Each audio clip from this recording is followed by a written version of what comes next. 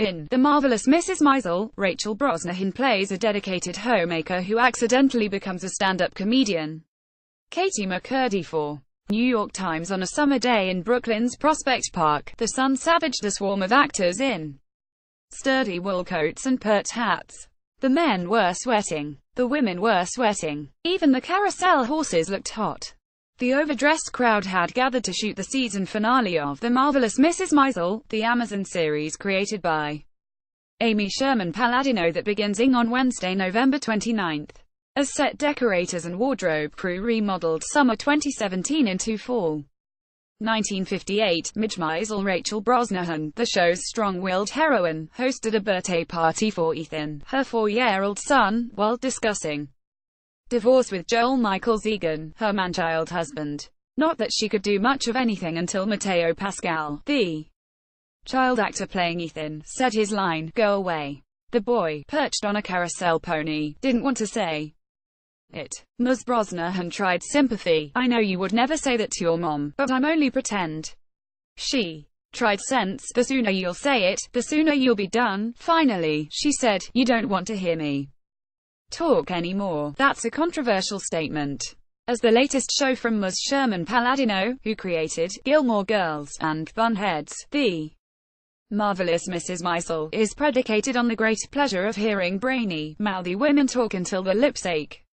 Brassy, raw and riotously confessional, Midge is a dedicated homemaker and accidental comedian who can hold her own against even the gab-gifted Gilmores. In the pilot episode, which aired in March and inspired Amazon to plump for a 2-season pickup with 8 episodes each, Midge is comfortable. Classic 6 life on the Upper West Side collapses. Rain wet and grief drunk from kosher wine. 2. She finds herself on stage at the Gaslight Cafe, a grimy Greenwich Village club, and she seizes the mic. 6 women who were comedy pioneers the next few minutes, a mix of caustic anecdotes and off-color zingers, earn her a standing ovation and a public indecency arrest. A foremother that modern comedy should have had, Midge is a reversely engineered ancestor of an Ali Wong or a Tig Notaro. After her husband announces he's leaving her, a drunk Midge Maisel, Ms. Brosnahan, finds herself on stage at a grimy Greenwich Village club and grabs the mic for a stand-up comedy routine in the pilot for The Marvelous Mrs. Maisel. Amazon. And yet, The Marvelous Mrs. Maisel is in some ways a tribute to Ms. Sherman-Palladino's father, Don Sherman, a comedian and writer who died 5 years ago. Growing up in the San Fernando Valley of California, Ms. Sherman-Palladino used to listen to him and his friends trading jokes in the backyard, absorbing the rhythms and tones as they tried to make one another laugh. "It was Broadway Danny Rose every single day back there," she said. Her Bronx-born dad had made his start in the early 60s in Greenwich Village basket houses, so-called because performers worked for tips tossed into pass baskets, a time and a scene Ms. Sherman-Palladino long envied. In a pitch meeting with Amazon, she said she started to riff on how it would feel for a woman to enter that comedy man's world. "I have a big mouth, and it sort of just happened," she said. On a weekday morning in early fall, Ms. Sherman-Palladino, mouth and all, sat next to her husband, Daniel Palladino, a director, writer and executive producer on the show. They had crammed together onto a couch in a corner of the Chelsea Sound studio, where they had met to edit the first season finale. On the street below, a woman walked by wearing a tank top that read, "Oi with the poodles already," a beloved Gilmore catchphrase. "It's funny what people pick up on," Mr. Palladino said. As in Ms. Sherman-Palladino's previous shows, The Marvelous Mrs. Maisel pals around with a woman after a domestic cataclysm sort of just happens. Lorelai Gilmore, a Harvard-bound debutante, has a kid at 16 and flees her upper-class family for an unglamorous job at an inn.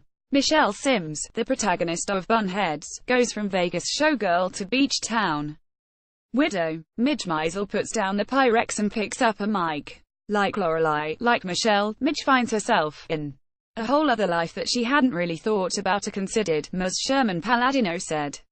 As compared with those other shows, that life is a lot more arty rendered.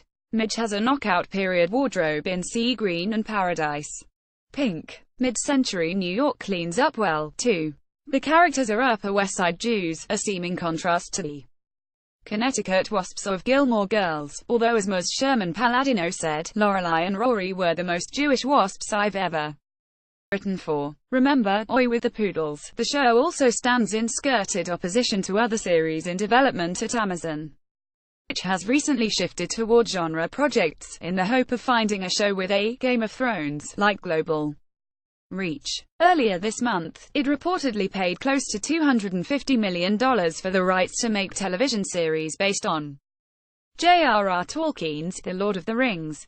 It also ordered a first season of The Boys, a show based on a comic book about a squad that subdues corrupt superheroes. While Amazon declined to comment on how a lively, lippy, New York-centric comedy like The Marvelous Mrs. Maisel meshed with these other projects, the Ing service signed Ms. Sherman-Palladino and her husband to an overall deal in September.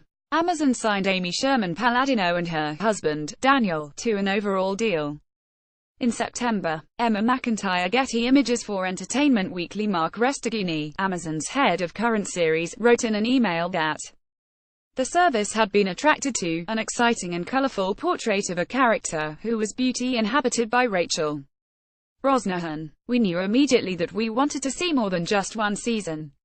After years of having networks and studios interfere with their past shows, Ms. Sherman-Palladino described the relief of landing at Amazon. They trust us, she said, adding, a profane intensifier. Ms. Sherman-Palladino adds a lot of profane intensifiers.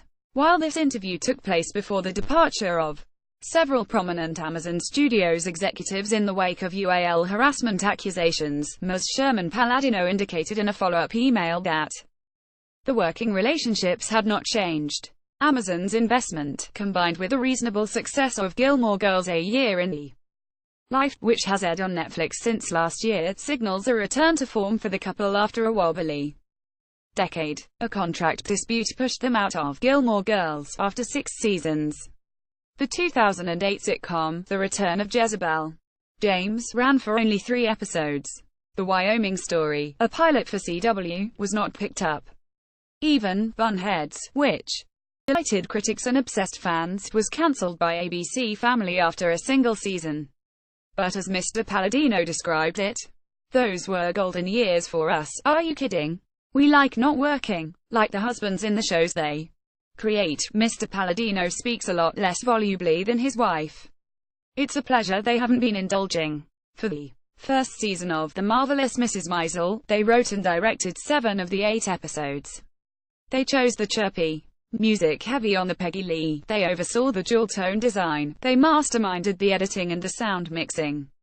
Though they usually can't sort out which of them does what. Ms. Sherman-Palladino, who as a teenager sold cigarettes at the Comedy Store, the famed Los Angeles club, tasked herself with writing all of Midge's stand-up routines. She didn't do much research into the women of late 50s comedy. There isn't much research to do. But she did snatch inspiration from Totie Fields, a no-filter regular on The Mike Douglas Show, and from Joan Rivers, who lobbed lines like, "No man has put his hand up a woman's dress looking for a library card," which is a racy joke and one of the best jokes ever, Ms. Sherman-Palladino said. In searching for an actress to land Midge's punchlines, she and Mr. Palladino auditioned several comic actresses but ultimately went for Ms. Brosnahan, a dramatic actress who played a flinty prostitute on House of Cards, a disaffected physicist's wife on Manhattan, and a sympathetic Desdemona opposite Daniel Craig in an off-Broadway Othello. During her audition, Ms. Brosnahan nailed the stand-up scene, intuiting how Midge derives her comedy from confusion and distress. She leaned into the anger, Ms. Sherman-Palladino said. Mr. Palladino added, "That's what all stand-up comics do." Ms. Brosnahan said she doesn't think of herself as a comedian. She has never tried stand-up, except while filming, and she doesn't plan to. The idea of doing an open mic makes me throw up, she said, sitting in a West Village cafe near the clubs where Midge would have performed. Rain had curtailed a walk past those clubs.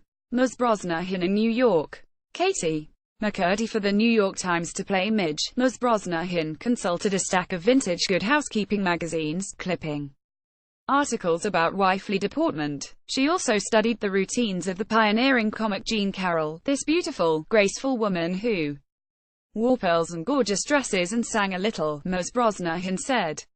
Shooting the pilot, she felt horrified, just petrified about the stand-up sequence. Having shot 7 more episodes, she added, I remain completely petrified in a really satisfying way.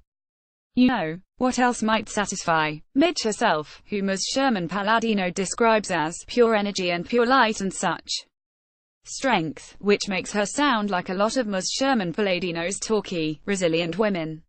But there's a key difference. Midge, Ms. Sherman Palladino said proudly, has found a much bigger audience to mouth off at.